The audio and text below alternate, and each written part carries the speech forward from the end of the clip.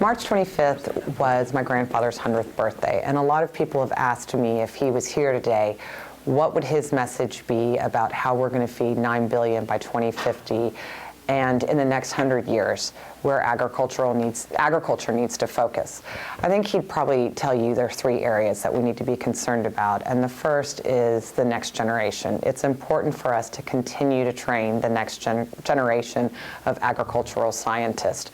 We need to engage students, we need to engage those even outside the ag sector, because it's going to take people from various backgrounds across different disciplines to help figure out how to feed 9 billion people. Part of the reason the Green Revolution was so successful was because my grandfather trained thousands, what he would call his hunger fighters, young scientists and farmers, and those who are truly made the Green Revolution a success. So we need to continue to reinvest in that and move our next generation forward so they will become the next Norman Borlaugs and leaders in agriculture. I think the second thing he would talk about is the role of the public and private sector.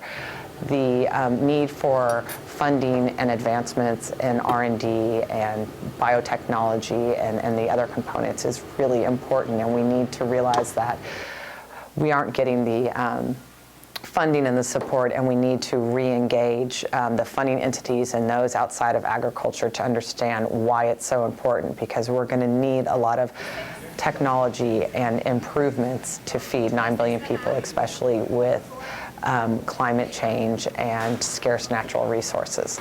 And I think the third thing, and this is something he was really concerned about towards the end of his life, but it's become really a huge problem now, is the misunderstanding and misinformation that's spread about agriculture. And that mainly comes from the groups who are anti-science, anti-GMO, and they're environmentalists. They don't understand the role of biotechnology and agriculture. And what we in the ag sector need to do is we need to start addressing the public differently. Our messaging needs to change. We need to make them understand why it's so important to support innovation in agriculture and technology, and even the role of biotechnology. Without this type of research, we are not going to be able to figure out how to feed 9 billion. So I think we really need to work on our messaging and engaging the public and making them just basically understand the importance of agriculture and why agriculture has to lead the way, and the research to move into the next 100 years of agriculture production and the future of agriculture.